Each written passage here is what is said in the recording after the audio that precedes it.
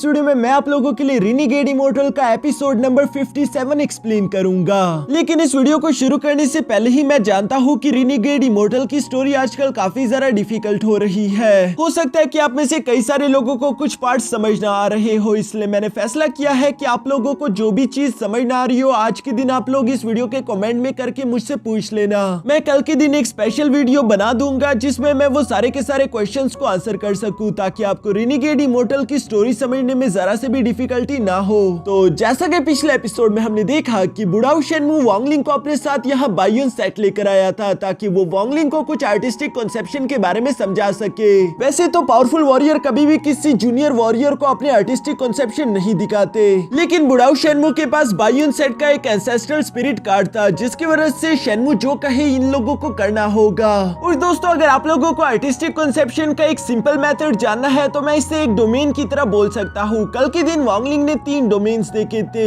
जिनमें से एक टाइम डोमेन था, एक रूथलेस डोमेन और तीसरा लव चार्म डोमेन। वहां से वापस आने के बाद हम देखते हैं कि वांगलिंग ने एक बार फिर से नॉर्मल जिंदगी गुजारना शुरू कर दी थी और वो खुद के डोमेन्स के बारे में ही सोचता रहा। उसे समझ नहीं आ रहा था कि आखिर उसकी डोमेन क्या होगी, जिसकी वजह से वक्त गुजरता रहा। वांगलिंग पूरी तरीके से बूढ़ा हो चुका था। तभी अचानक शाम के दिन वांगलिंग को यहाँ ज़ूटाओ दिखाई दिया, जिससे एक आदमी यीफी मारने की कोशिश करता है, लेकिन वांगलिंग ने वक्त रहते ही ज़ूटाओ की जान बचा ली और यीफी इंजर्ड होता हुआ वापस अपने मास्टर को शिकायत लगाने के लिए पहुंच गया।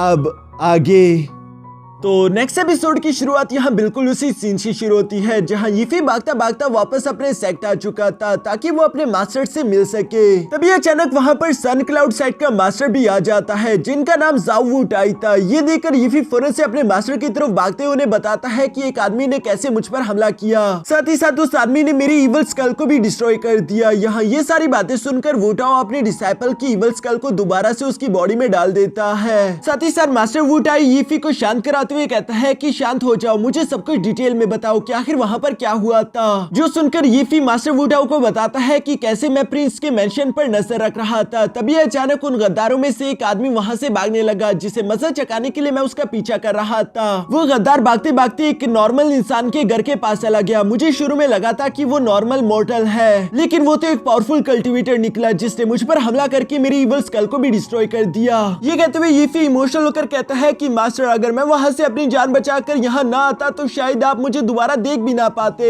यहाँ यीफी की मुझसे ये सारी बातें सुनकर मास्टर वू टाओ उससे सवाल करते हुए पूछते हैं कि क्या सच में उस आदमी की बॉडी में कोई स्पिरिचुअल एनर्जी नहीं थी, जिस पर यीफी जवाब देते हुए कहता है कि हाँ, वरना मैं उसे मॉर्टल क्यों समझता। यहाँ मास्टर वू टाई के मन में तो कुछ चल रहा था, इसलिए वो यीफी से कहता है कि चलो मुझे उसके पास ले चलो। जो सुनकर यीफी अपने फ्लाइंग स्वॉर्ड को बाहर निकाल चुका था, लेकिन दूसरी तरफ मास्टर वू टाई उसे कहते हैं कि नहीं, हम लोग पैदल चलेंगे, वैसे भी तुम्हारे साथ वार किए हुए काफी अरसा हो गया। ये कहने के बाद वो यीफी को लेकर पैदल यहाँ वांगलिंग के घर की तरफ रवाना हो गए। यहाँ मास्टर वू टाई और यीफी के वहाँ से जाने के बाद हम देखते हैं कि बाकी के सारे डिसाइपल यही बातें कर रहे थे कि कैसे मास्टर वू टाई यीफी को अपने बेटे की तरह प्यार करते हैं। उन्होंने आज तक यीफी की कोई भी मदद करने से इनकार नहीं किया। लगता है कि आज के दिन यीफी को किसी और ने परेशान किया होगा, जिसकी आज खैर नहीं। इसके बाद सीन शिफ्ट होकर दूसरी तरफ यहाँ शहर पर आ जाता है, जहाँ पर हम देखते हैं कि मास्टर वू टाई और यीफी वांगलिंग के घर की तरफ जा रहे थे। यीफी अपने मन में वांगलिंग के बारे में सोच रहा था कि अब तुम जिंदा नहीं बचोगे। तभी अचानक दूसरी तरफ मास्टर वू टाई को वहाँ पर एक कैंडी शॉप दिखाई दी, जिधर से वो एक कैंडी मंकी खरीद लेता है। ये कैंडी मंकी वो यीफी को देते हुए बोलता है कि याद है जब तुम मुझे पहली दफा मिले थे तब मैंने देखा कि तुम इस कैंडी मंकी के लिए कुछ बच्चों से लड़ रहे थे, शायद तुम वो सब भूल चुके होगे। ये सुनकर यीफी इमोशनल होकर जवाब देते हुए कहता है कि आखिर मैं वो कैसे भूल सकता हूँ, तब की टाइम मेरी जिंदगी बहुत ही ज्यादा बदतर थी, अगर आपने मुझे गोद ना लिया होता तो शायद अब तक मैं जिंदा भी ना होता। यहाँ ये सारी बातें जानकर हमें एक बात का अंदाजा तो हो जाता है कि मास्टर वू टाई सच में यीफी से बहुत ही ज्यादा प्यार करते थे और उन्होंने यीफी को गोद लिया था। दूसरी तरफ सीन शिफ्ट होकर यहाँ वांगलिंग पर आ जाता है, जहाँ पर हम देखते हैं कि ज़ूटाओ अब होश में आ चुका था और वांगलिंग उससे सवाल करते हुए पूछता है कि बताओ आखिर प्रॉब्लम क्या है। जहाँ ज़ूटाओ ने वांगलिंग को सब कुछ सच सच बताना शुरू कर दिया था। वो बताता है कि कैसे कुछ टेम्पल्स ने मिलकर अलायंस क्रिएट करी थी।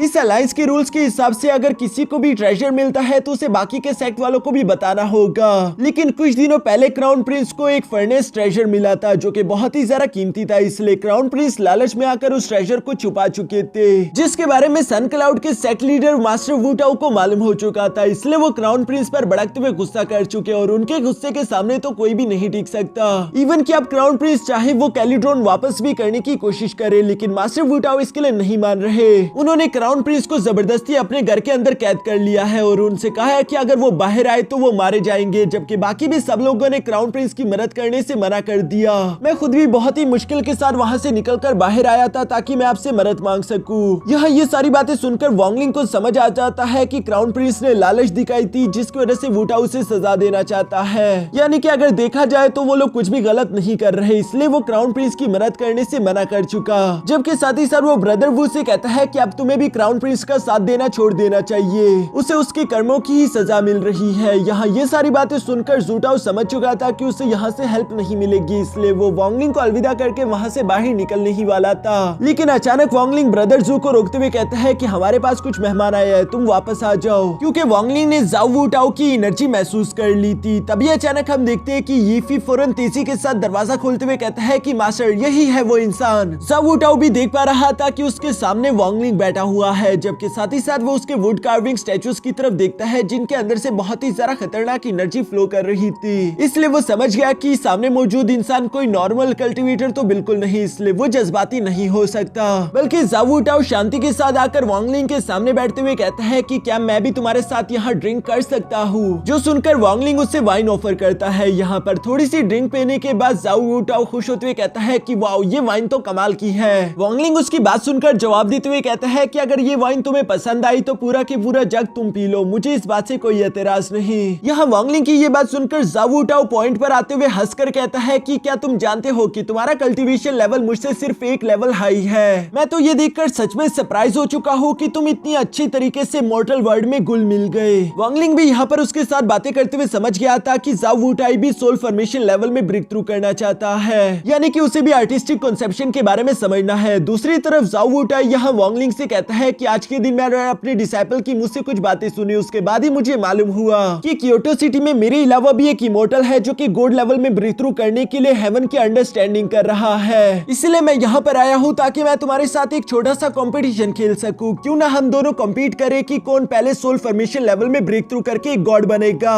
जो कहते साथ ही मास्टर वू टाओ ने अपना एनर्जी प्रेशर यहाँ वॉन्गलिंग पर लगाना शुरू कर दिया। वॉन्गलिंग उसकी बात सुनकर जवाब देते हुए कहता है कि हाँ क्यों नहीं, अगर हम दोनों ही इसे कंपटीशन की तरह लेंगे तो शायद इसकी वजह से हम लोग अपना लेवल जल्दी ब्रेक थ्रू कर सके, इसलिए मैं इसके लिए तैयार हूँ और याद रखना आज तक मैं कभी नहीं हारा। जो सुनकर तो मास्टर वू टाओ हंसते हुए कहता है कि किसने सोचा था कि मुझे क्योटो सिटी में एक नया दोस्त मिल जाएगा। वैसे क्या मैं जान सकता हूँ कि मैं अपने इस दोस्त को किस नाम से पुकारूं? जो सुनकर वॉन्गलिंग जवाब देते हुए कहता है कि तुम मुझे वॉन्गलिंग कहकर पुकार सकते हो। जो सुनकर जाओ वू टाओ कहता है कि ठीक है वॉन्गलिंग, फिर हम लोग शर्त लगाते हैं कि कौन अगले 100 साल में पहले गॉड लेवल में ब्रेक थ्रू करेगा। यहाँ ये कहते ही वू टाओ ने अपना प्रेशर और भी जरा इंक्रीज कर दिया। वॉन्गलिंग उसकी सारी बातें सुन रहा था, साथ ही साथ वो वू टाओ के जज्बात भी समझने की कोशिश करता है। जहाँ वॉन्गलिंग उसे जवाब देते हुए कहता है कि शायद तुमने थोड़ी जल्दबाजी कर दी। हाँ ये बात तो सच है कि तुम 100 साल में शायद अपना लेवल ब्रेक थ्रू कर लो, लेकिन उसके लिए तुम्हारी यीफी का भी तो जिंदा रहना जरूरी है। मुझे नहीं लगता कि 100 साल तक ये सरवाइव कर पाएगा।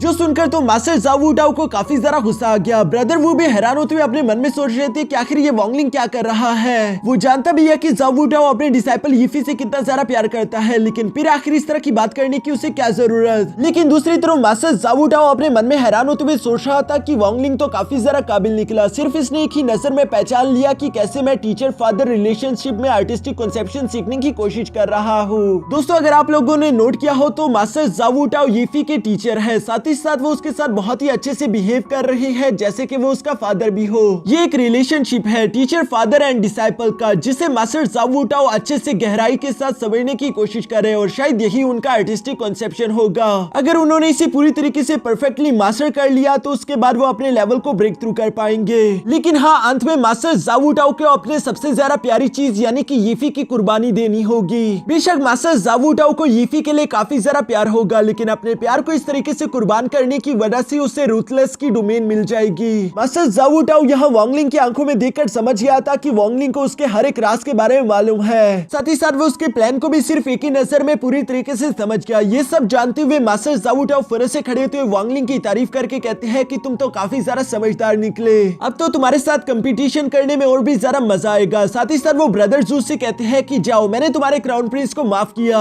लेकिन तुम लोगों के पास सिर्फ 3 दिन है, वो ट्राइपोर्ट फर्नेस ट्रेजर वापस कर दो और उसके बाद हम इस मामले को यहीं पर भूल जाएंगे। ब्रदर जू को तो यहाँ पर मास्टर ज़ाओ की बातें सुनकर यकीन ही नहीं आ रहा था। दूसरी तरफ मास्टर ज़ाओ वुटाई वहाँ से फौरन रवाना हो गया। यीफी भी मास्टर वुटाओ के पीछे भागते हुए कहता है कि मास्टर रुकिए मेरे लिए भी। जहाँ रास्ते में चलते हुए यीफी वांगलिंग की बातों को ही याद कर रहा था कि कैसे वांगलिंग ने मास्टर वुटाओ से कहा कि हाँ बेशक तुम तो लेवल ब्रेक थ्रू कर लोगे, लेकिन तुम्हारा डिसाइपल इसके लिए मारा जाएगा। यहाँ यही सब सोचते हुए यीफी काफी ज्यादा परेशान हो रहा था। तभी अचानक वो मास्टर वुटाओ के साथ टकरा जाता है।